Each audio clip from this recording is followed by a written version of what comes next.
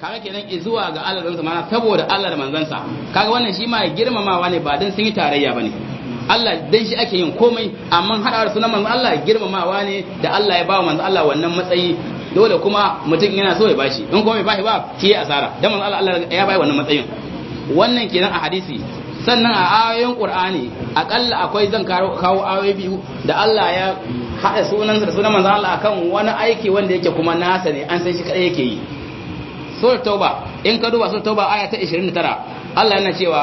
qatilul ladzina la yu'minu billahi wala bil yawmil akhir wala yuharrimuna ma harrama Allah wa rasuluhu wala yadinu dinal haqqi min al-ummatil kitaba hatta yawtul jizyata an yadin hum sagiruna Allah yake cewa ku yaƙi wa'annan da ba su imani da Allah da manzansa wala yuharrimuna ma harrama Allah wa rasuluhu kuma ba sa haramta abin da Allah ya haramta da manzansa wala ya dinin haƙi sannan ba sa yin addini na gaskiya su waye wannan Allah ya ce minal ladina utul kitaba na daga wanda aka ba su littafi Yahudawa da Nasara kenan ku yaƙe su hada'ul jizyata har sai sun ba da jizya ita ce haraji an yadin a bisa hannunsu wa hum sagirun alhali suna kaskantattu ai kaga kowanne mun ya san cewa halattawa ko haramtawa Allah ne kadai yake yi manzo Allah sallama yana bin umarnin Allah ne ya gaya mana abu kaza Allah ya halatta abu kaza Allah ya haramta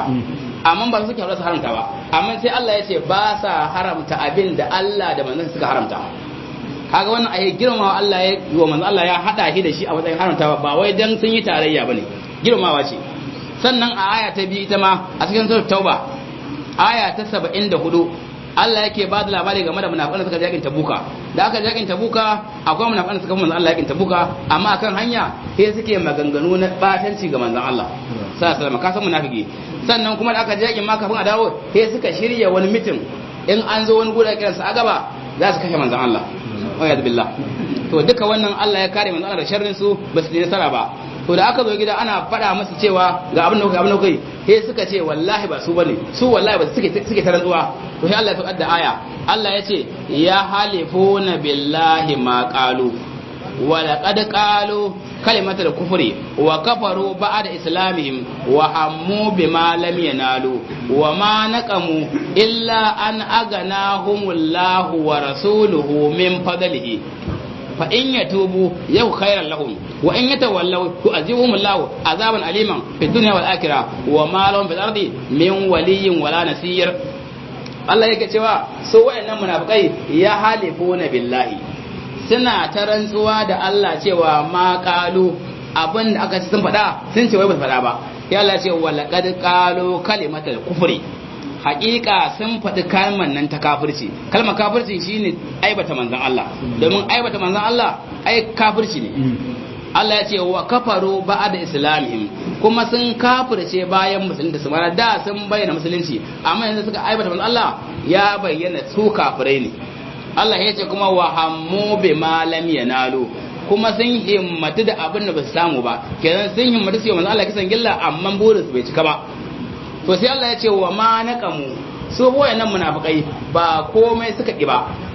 komai annabi musu lalabi ba illa an aganahumullahu wa rasuluhu min fadlihi ba ce dan Allah ya wadata su shi da manzansa daga falalarsa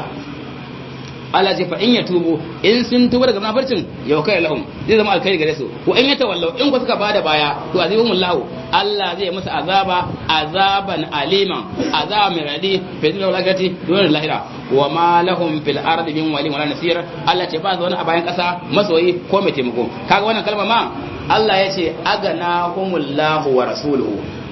kaga kuma ai wadatawa waye kin ba Allah ba amma sai Allah ce Allah ya wadata su da manzansa kenan da girman suka wadata kaga wannan shi ba girmamawa ce Allah ya manzan Allah saboda haka to idan mutum ya ce a bani saboda annabi to hadawa da manzan Allah girmamawa ce da Allah ya bawa manzan Allah wani matsayi ba wai iya nufin yayi tarayya da shi da Allah ba saboda haka bai kamata abin da ya tabbata a ayoyin Qur'ani ya tabbata a hadisan manzan Allah sallallahu alaihi akai abin a gaban manzan Allah bai inkare ba a ce kuma mutum yana musulmi ai a gaban sa sai zai gyara wanne gyara zaka wanda Allah bai ga laifi ba annabi bai ga laifi ba an yi a gaban sa bai hana ba kai ka ci kana da gyara kansa alhali kuma Allah yana cewa